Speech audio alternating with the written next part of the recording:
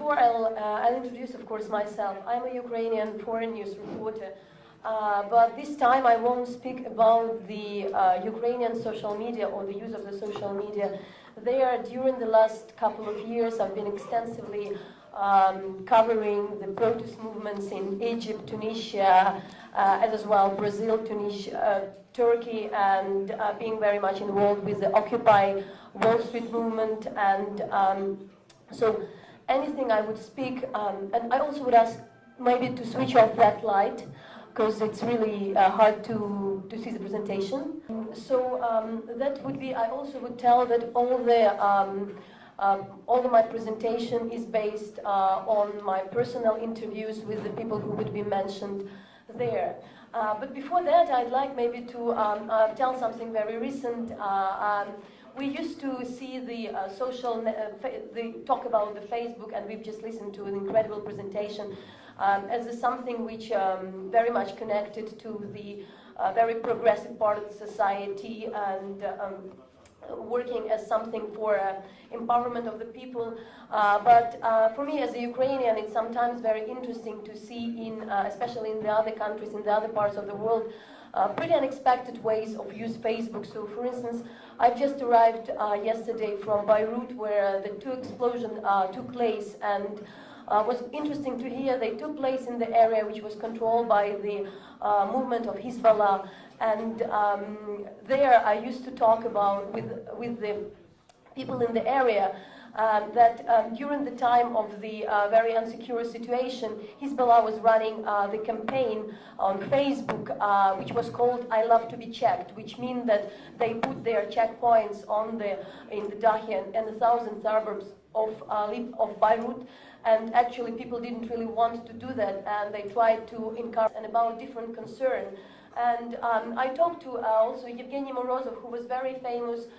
He would be famous among the so-called social network skeptics, who still in his book, The Net Delusion, The Dark Side of the Internet Freedom, was talking about the fact that it's a bit naive to talk about just positive side of the social network, and sooner or later this is also a way for authoritarian governments, the perfect way to monitor the activists. And the other concern was, I really love this quote, which also is very also represents these thoughts about Facebook in our society, about what else people do and the activists do while they are logging in Facebook. So I read it.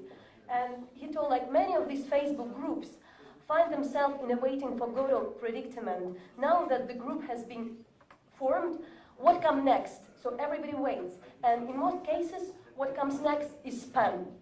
But at the same time, we see later on, with the case of Edward Snowden recently, that a lot of this skepticism became again popular. So if 3 years ago the trendy things would be talk how cool it is to be online, these days it's already cool to talk about all the threats. At the same time, I would like to see, as a person who's been reporting heavily on the social networks in the protest movement, tell that any of these views to the general view, in a way, is not the right or wrong. The other idea is to maybe not to generalize, but look to the particular to reach some that not everybody has an access to the internet, and there is somehow also they should be concerned about how to reach the people who are not reading blogs. As also, I would say that we started to talk about Arab bloggers in 2011, in 2012, in 2013. But the fact they became very active in the early 2000s.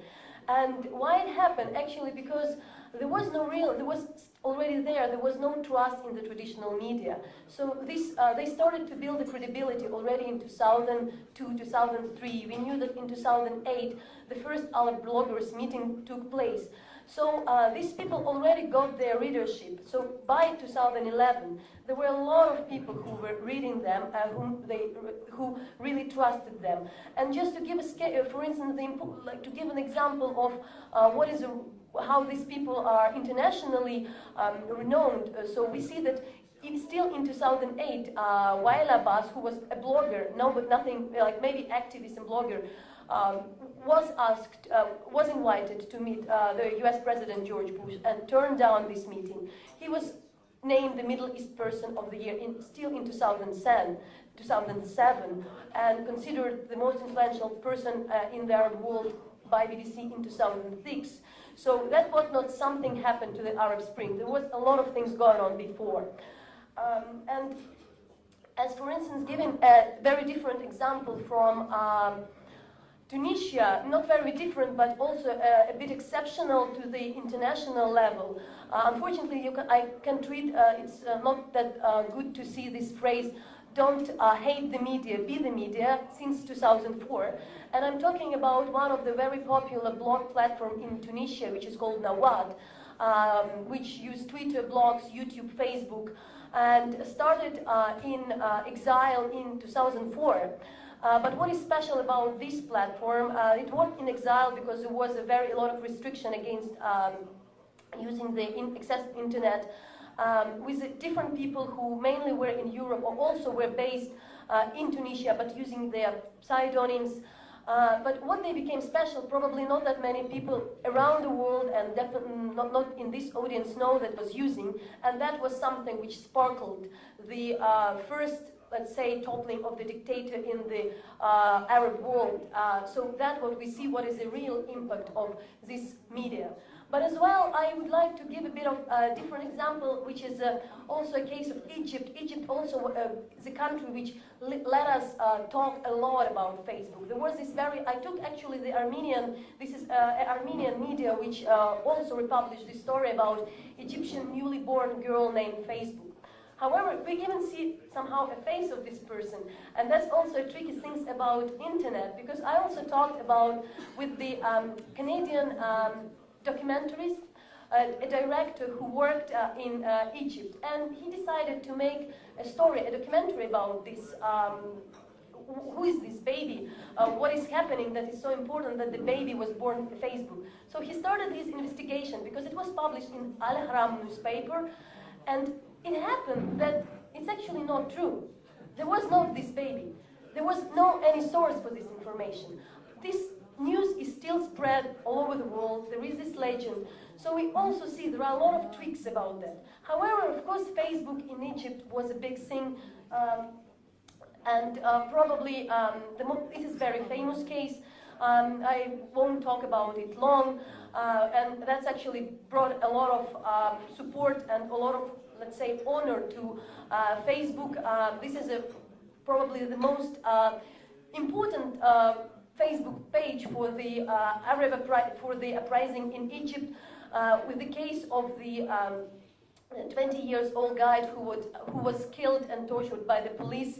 And that day, there was created by a Google employee, there was created of Egyptian origin, was created this page where all Khaled Said, and a lot of people used this his photo as their photo on Facebook, and it made a lot of people concerned. And what we see as well, that Egyptian government there was so much buzz about it that the Egyptian government started a trial for those detectives who could be involved in the death of Khaled Said. But there is also another very clear case, and I said like very, very clear and feasible. Asma Mahfouz, maybe not that much famous people to come to the street, but what happens next? And then a lot of people, we talked about like being active on Facebook, what should it mean? But I should tell, or other people like being logged in the social network are just not living in their bubble.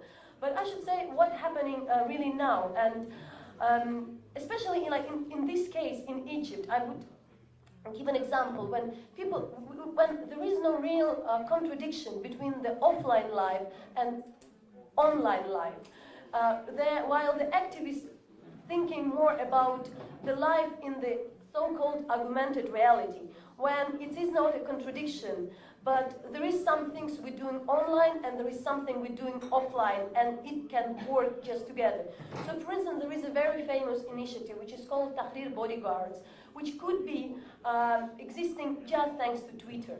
It's a non-political, non-partisan group of committed citizens who are a mission to end sexual violence and sexual harassment in the Tahrir Square. There are a lot of cases of rape and sexual harassment on the Tahrir Square. So the people created a Tahrir Bodyguards account where they spread the information, they spread the information about the kind of dark zone of the Tahrir Square if something happened. If something that something is happening, they would retweet this information with the hashtag. But besides, there are the volunteers who also brought up together while using social networks, and they physically are presented during the demonstration, and they physically go and help the people. And we cannot talk here if something they do is offline and something is online. There is one thing they are doing and one thing they are living. And that's more or less how it is these days. The social media are treated in activist movements, at least in the Arab world, and not just there. As I would also talk about not a different case.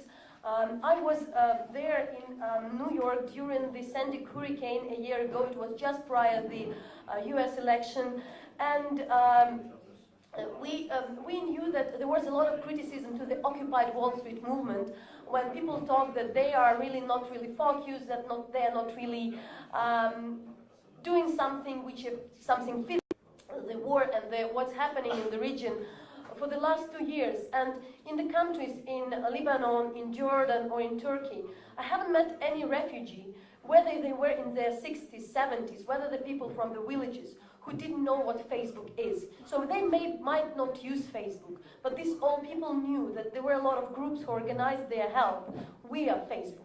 As well, there are a lot of different campaigns. For instance, we see that it's not just Facebook and Twitter, but there is a very interesting initiative with Reddit, where kind of a forum where a lot of, actually the activists based in Cambridge are fact-checking and asking for a lot of help with translation, trying to understand what's happening in social media in Arabic.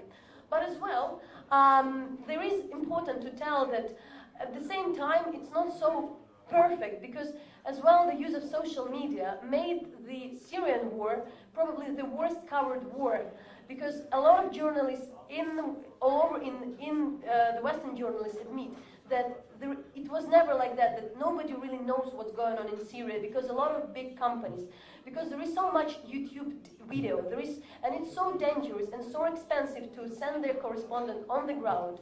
A lot of media prefer not to go there. And there is so much propaganda from both sides.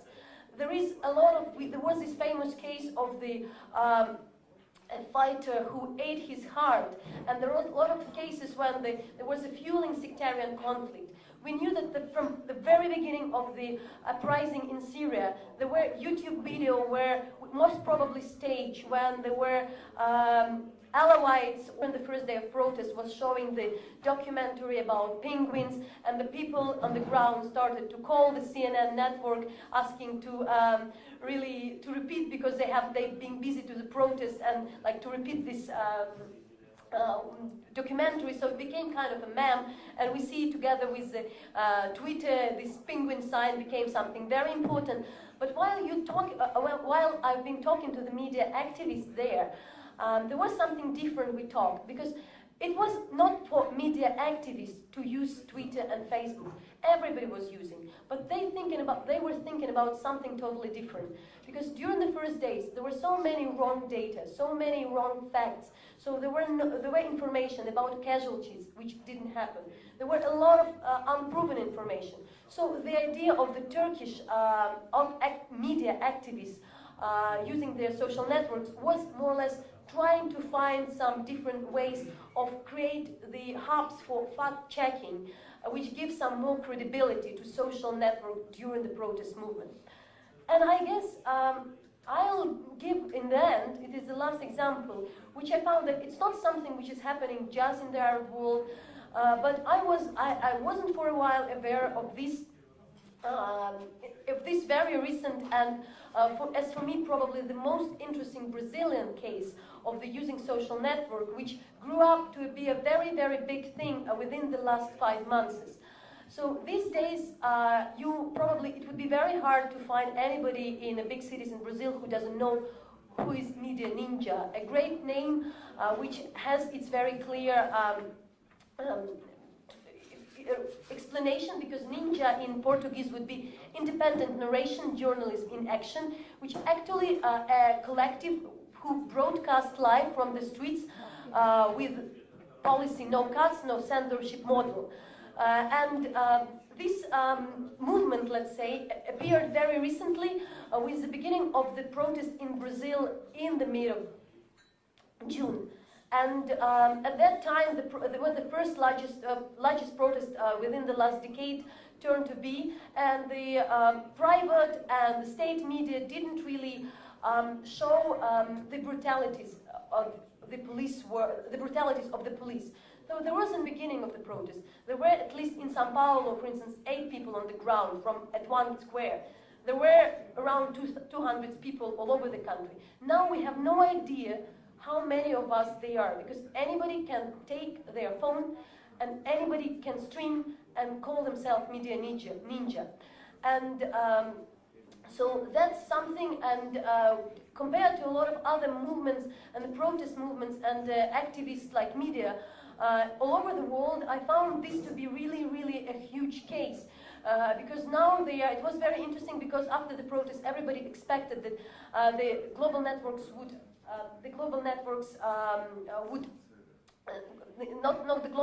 the big networks would employ these people. They became kind of celebrities, but they turned down all the offers. And they are actually growing, and that's something what I was talking to them probably 3 weeks ago. So that's more or less something I probably gave some overview of how it's happened all over the globe. And to finalize, to summarize, I would really tell that probably this discussion is for me as well not anymore a discussion what is the offline life, what is the online life.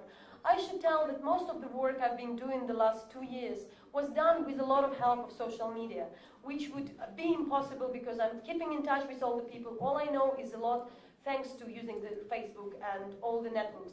At the same time, I also know that if I haven't met these people in person, if we didn't have this personal contact and seeing each other, that probably would be very different. So with this I would finish, because there is so much to tell.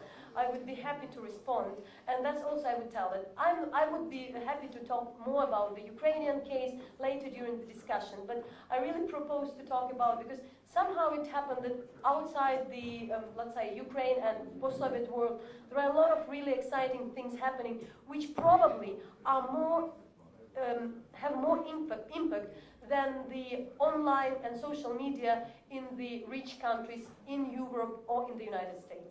Thanks a lot.